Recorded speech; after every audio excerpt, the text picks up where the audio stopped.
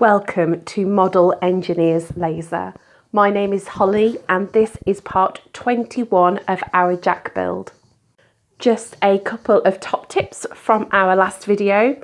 So the first top tip is to bolt the smoke box to the footplate before you bolt the footplate to the chassis.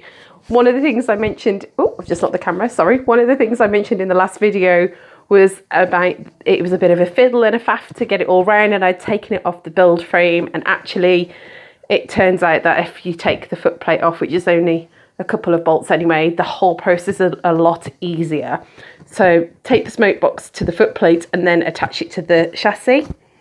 The second top tip, in Brian's instructions that you download online on page 42, there's a couple of instructions to do with the cladding on the smoke box, because our boiler doesn't go all the way into the smoke box, and there's a bit of fiddle you need to do with that. I've got to take apart to do painting, and I've got to fit the sandbox and the boiler clacks, so I'm not going to do that now, but at this point in Brian's instructions he does do it. I'm not doing that.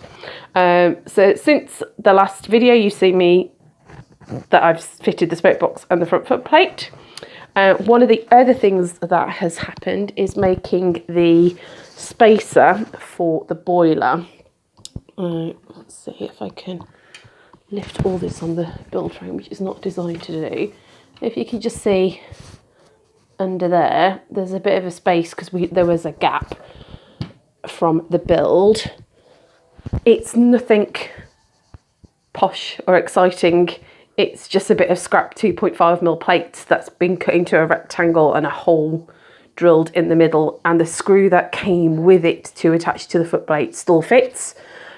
Going forward, as part of this exercise of me doing it together and Ed making sure that our kits work and all our laser part cuts work, Ed's now done that as a laser cut part.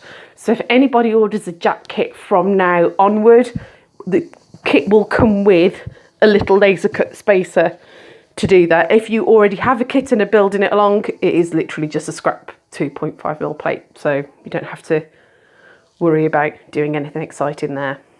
For the next part of the instructions, we're going to refer to the roundhouse instructions that you get for the ladle and boiler kit. We don't need the other instructions going forward anymore, so we won't need to refer to those. So we're in the ladle and boiler kit, and we're going to page 6, I think, memory served. Page 6 here, and we are going to look at, I can't see it on the paperwork there. So the next is to fit the regulator. We're just going to follow the instructions on here now. I've adjusted the camera position so you can see what I'm doing a lot easier than in the other shot. And for the eagle-eyed of those of you amongst you, you will have seen that I've already had the regulator on and I've already taken it off. Just so I knew what I was doing, really.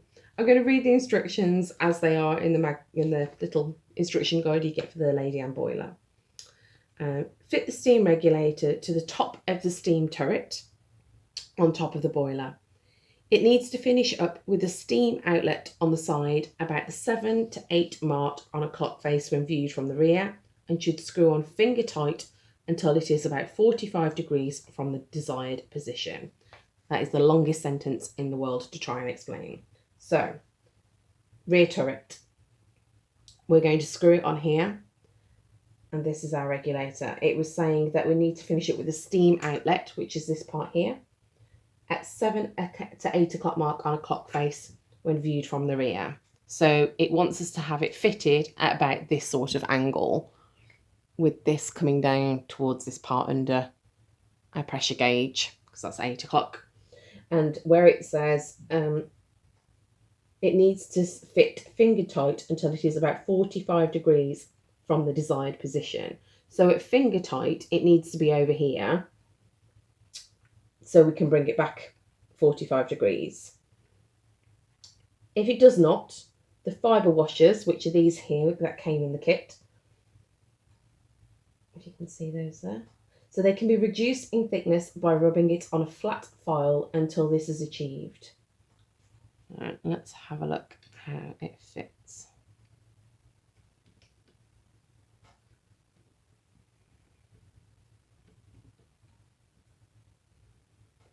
So that's finger tight, 8:30. Not 8 o'clock, not 9 o'clock. So it's already in its finished position. It needs to go back. So I need to do a bit of filing on these here to really get that to where I need it to be. So I'm just going to take that off and file away at these washers.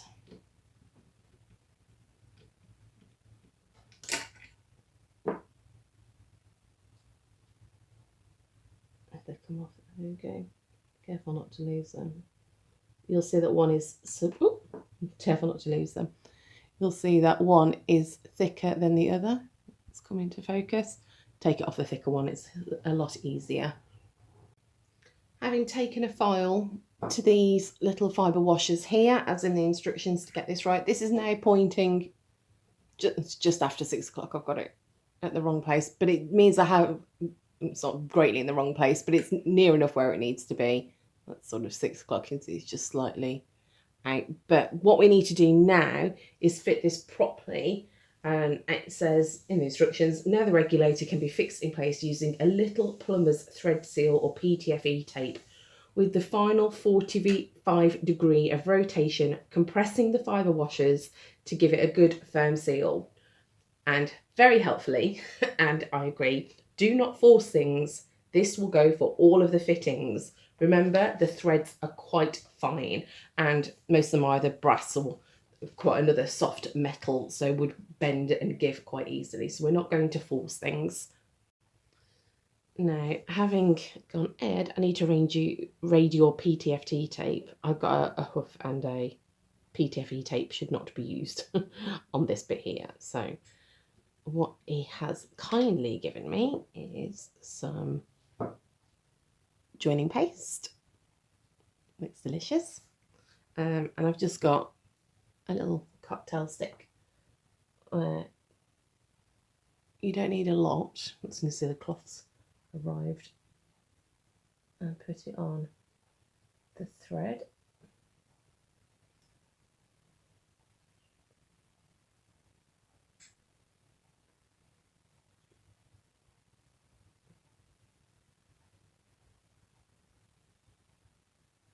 There we go. Right. We can attach this back on with the jointing paste.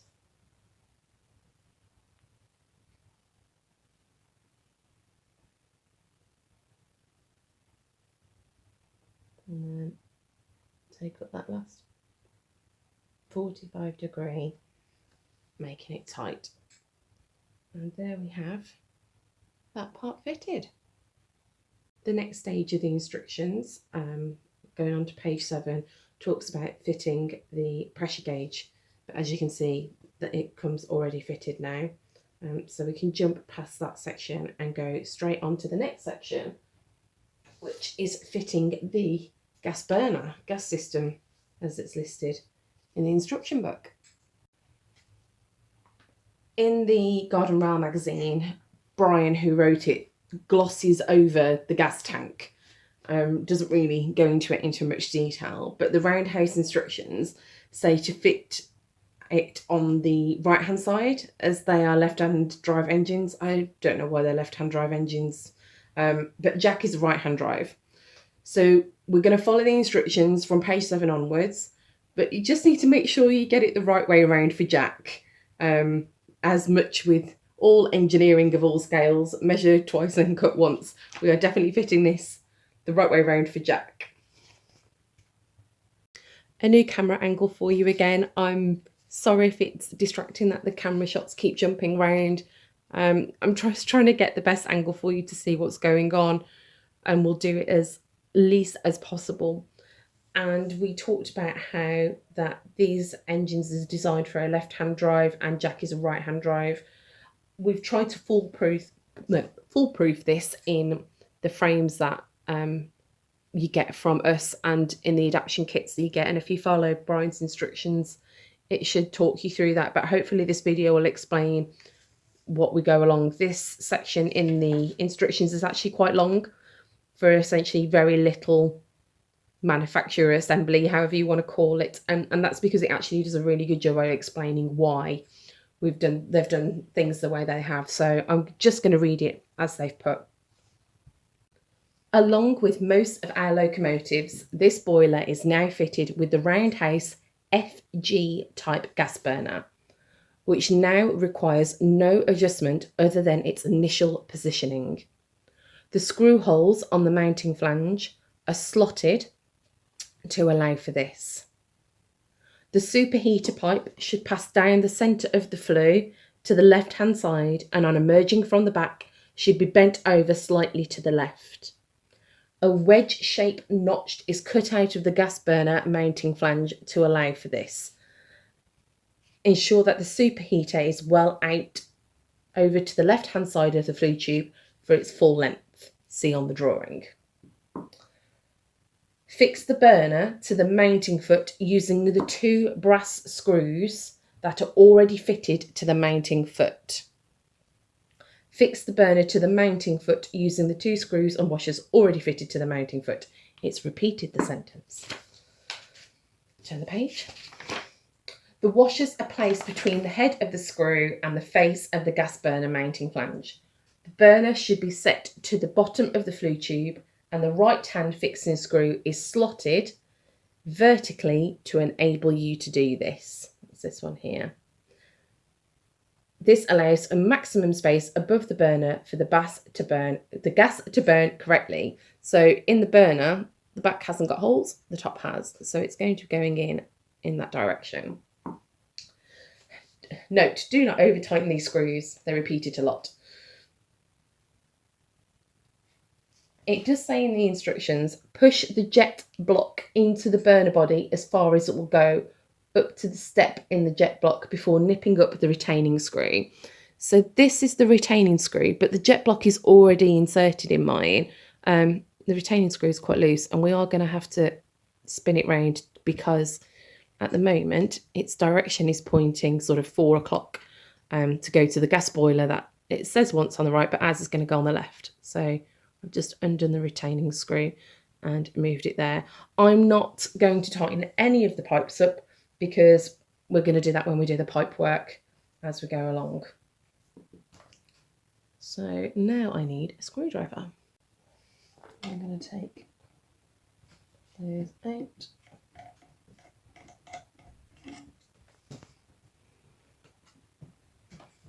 My dog has just decided to join us, so I'm sorry about the background noise.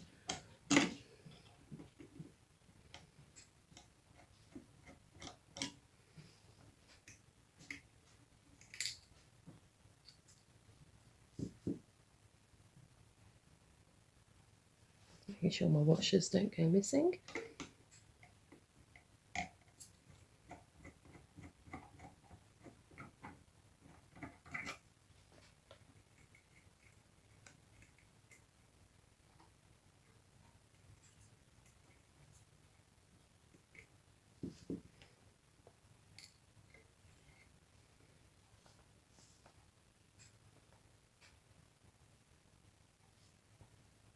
There we go. So this needs bending up slightly at an angle out the way. I think I'm not strong enough and I'm going to need Ed with my silly bendy fingers. For those of you who've watched previous videos, I'm hypermobile. All my joints bend the wrong way. No, just got Ed to bend that for me, just slightly here. Now, burner holes pointing upwards. This is going to be a snug fit. And then the flat end sits quite nicely along this little shelf under here that you can just about see in the shot there. It sits there, and then we can put the screws back in.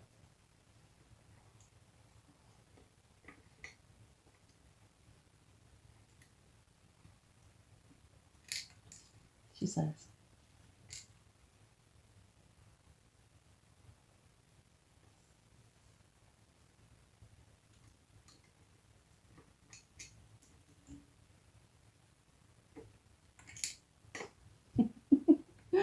Oh, this video is going to be 20 minutes longer than me trying to get these screws in the hole.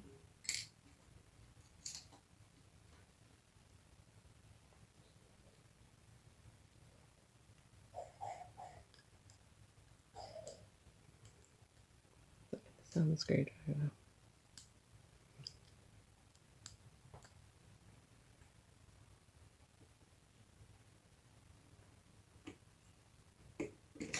No.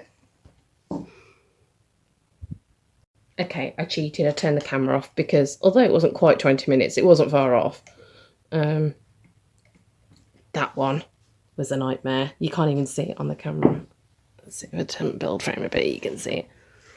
This one there, because you're having to fight the boiler pipe, the soup heater, and it just, my build frame, it just, and getting my fingers in, that was a nightmare, that one. But we're in. It's all together. That's the burner fitted. This is the bit in the instructions where your left hand and right hand sides are going to swap. So I'm just going to turn that around slightly. Move my camera. There we go. The gas tank. Here's my little gas tank. The gas tank is designed to be fitted on the right left-hand side of the cab, where it can take advantage of the radiated heat from the boiler to offset the temperature loss caused by the gas changing from a liquid to a gas.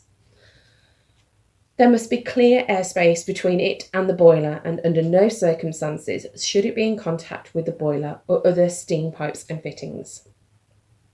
The base of the tank is fitted with an L-shaped bracket. You can see that there, which fits down the inside of the right hand frame just to the rear of the frame, so left hand of the frame, with a space arena boiler mount. The two holes in the bracket should line up with the two holes in the frame, so the M2 screws and nuts can be used to fasten the tank to the frame. What does that mean? I don't know if you can see. If I put my fingers underneath, you can see it better there. There's a slot here, which if you're using the roundhouse kit, is on that side. If you are using our adapter kit and you've put this on the right way around, it should be on this side as well. You should have a slot on this side as well. Otherwise, you're going to have to cut a hole out. And then what happens, the bit about the tank being near the boiler to retain heat doesn't make a difference if it's on the left-hand side or the right-hand side. The heat's going to be the same. So what it's saying is that this side here is going to slot down into there.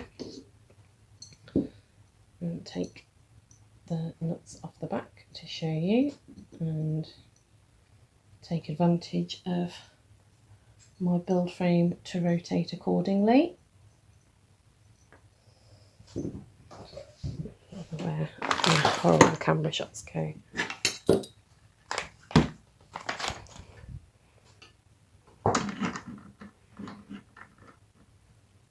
Can you see that there?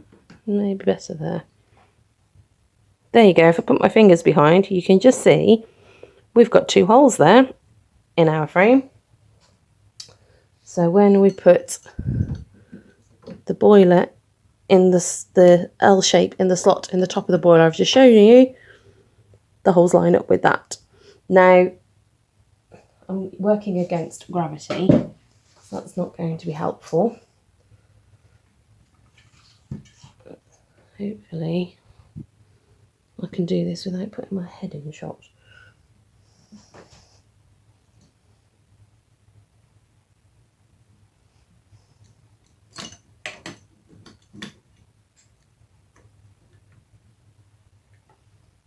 Heading shot. I'm sorry if it is. There's quite a lot of play in the frame itself, in the L plate itself to fit in that slot.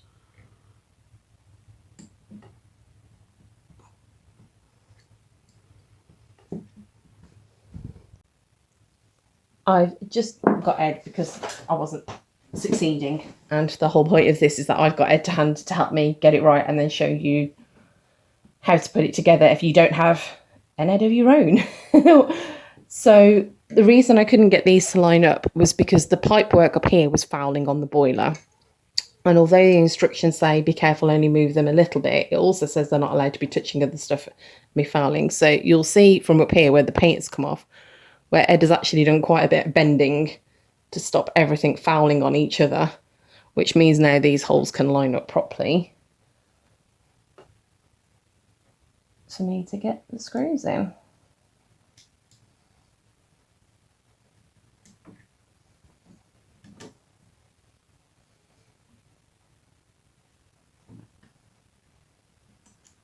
There we go.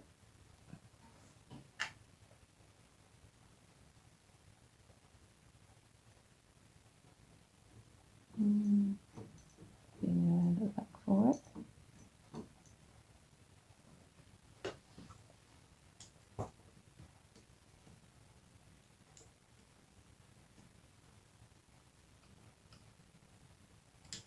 There we go. And the next one.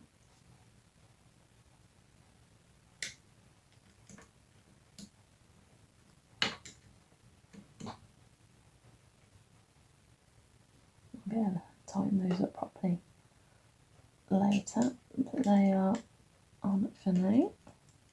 I'm not going anywhere.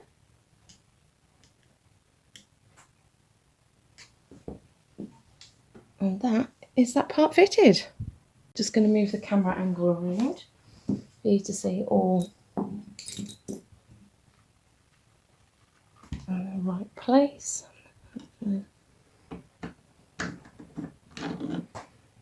Oh, it's starting to look like a nice proper little engine now.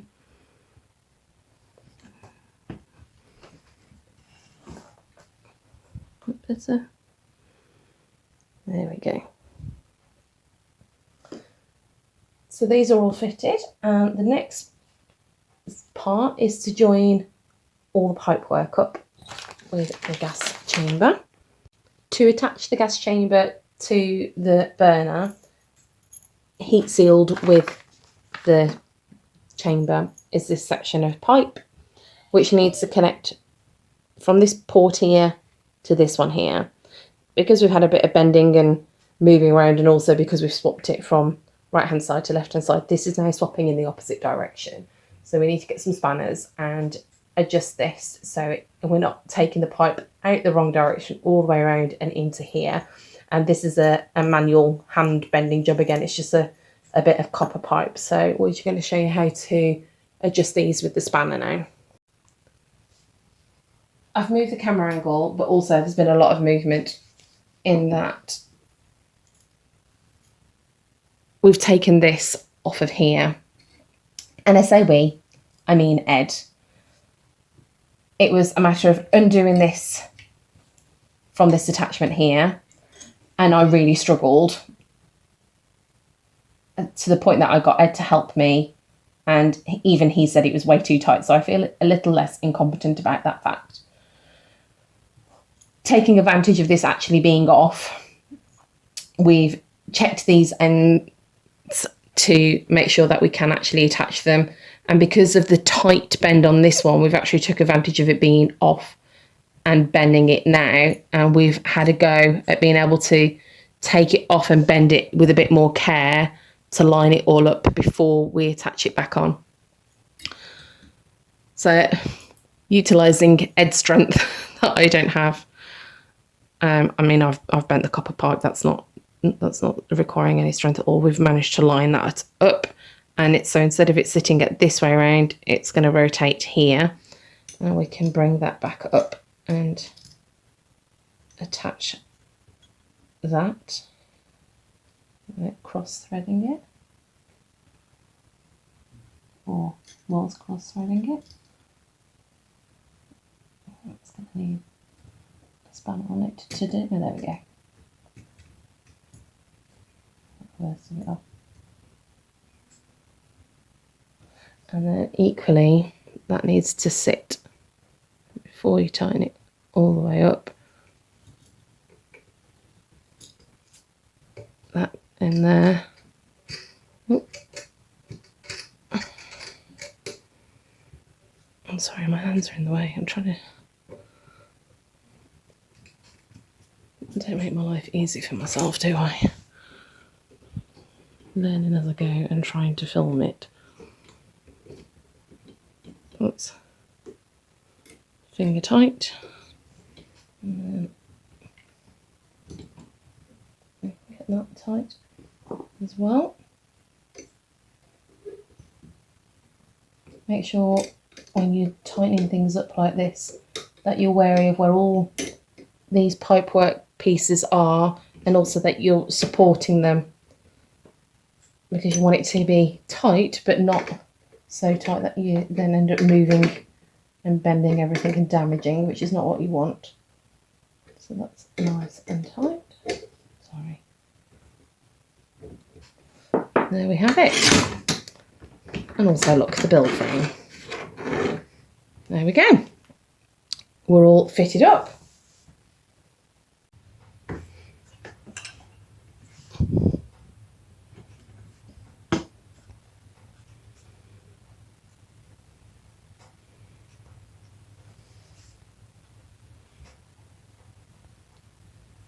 How I make these videos is I read the instructions. If I don't understand it, I go and grab Ed and say, talk me through it, and he talks me through it a bit more, and then I make the video in plain English, translated from Ed's engineering wizardry. And he's come to help me in fitting the lubricator. So I'm going to read you the instructions as they are printed in the Lady Anne boiler kit from page 8 at the very bottom. The displacement lubricator delivers steam oil to the cylinders, providing internal lubrication. We can now fit the displacement lubricator to complete the steam fittings. This sits over the left-hand side of the cab as far back as possible in the doorway. Final positioning is left until the body is fitted. So for now, just bend the pipes by hand to place it roughly in position. See the cab layout diagram. So if I can show you the cab layout diagram, not particularly helpful when they've got their tank on the right hand side. However, you can see that the lubricator is here, and on our actual engine, what that looks like is in the footplate here there are 2 holes. Those are roughly where the door frame is going to sit. This, which has got bent pipes and compared, yours would look like a T when it comes out of the box, has to sit in that doorway because you need access to this when you've got a cab on it. I'm going to say now, if you're building along or using this for reference, now is a good time to pause the camera, because it gives you an indication of where our pipes go. I will move the engine around later for you to get another view, and we'll tell you it's a good time to pause again, because we have spent a good amount of time bending and tweaking and adjusting these pipes to get them to fit, because everything is very busy on this side of the engine. What needs to happen? This section here will sit outside of your door. So it's going to sit this way around in your door frame. The pipe that comes out from the left comes up to the regulator, and not that you can see, let's turn it around slightly. The fitting that comes out here. Still can't, you can see one of the holes just about there, I think. I don't think you can see the one there. So this pipe needs to come round and up here. This pipe that comes out as you look from the side, from the right hand side, one that points towards the back of the engine, needs to come back round and connect here. Like I said, we've spent a lot of time tweaking and twisting, so you will see now that our boiler pressure gauge has been moved out. This has been tucked further towards the engine, with this coming around the back here. So hopefully now this should go together quite nicely.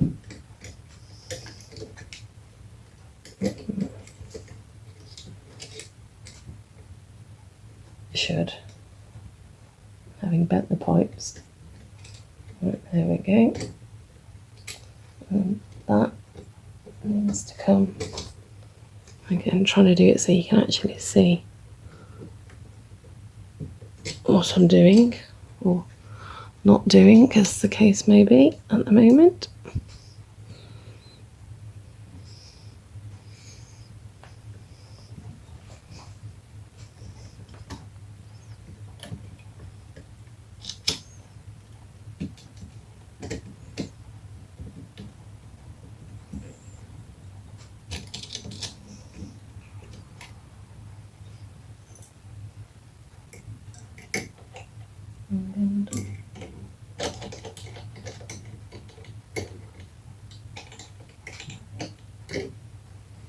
Sorry, I've just got my hand in shot.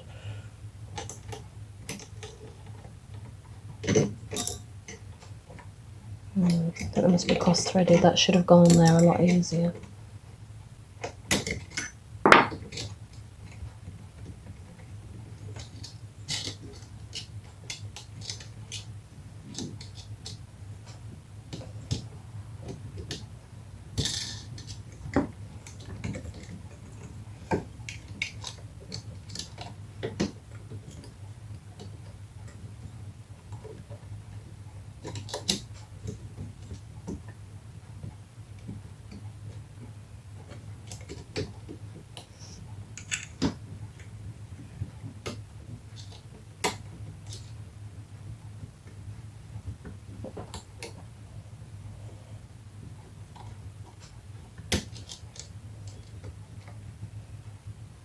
Bring that boiler pipe out of the way, see if I can get it. I'm going to pause the camera because you don't need to see me fiddle around with this. Another camera angle here for anybody that wants to pause to see what's happening. So we have the pipe coming round over the burner pipe and to here. The pressure gauge is coming underneath the pipe we've just put into the regulator here. You can't see in this shot here, and it's just bent up here. And then let's turn it round. That in shot. There we go. Another angle for you here when the camera decides to focus. There we go. So you can see the pipe comes here down. I'm using a black one, that's not helpful. So down through here, and you will see there is a gap here. So coming from the regulator down behind the pipe that goes to the burner, and through here this has stayed where it has. It's just had a bit of tweaking to make sure that nothing is touching. I'll turn it around one more time for those who want a view of the front. Make sure nothing is touching. And hopefully you can see another angle here. So again, it comes out of this section up here. This pipe is going out underneath, has a bend round the back and comes in here, and that pipe goes up there. Hopefully I've shown you enough angles of all of that now to see how it all goes together. It's quite a long video, this one, but I've done it with a reason, in that it was a bit too long for bit too short for two videos. But our next video will be of it running on its own gas, which is very exciting. Thank you very much again for your patience, and I hope you've had a laugh at me putting it all together. Please don't forget to like and subscribe to the channel, and I will see you in the next video when hopefully we'll have a running. Thanks again. Bye bye.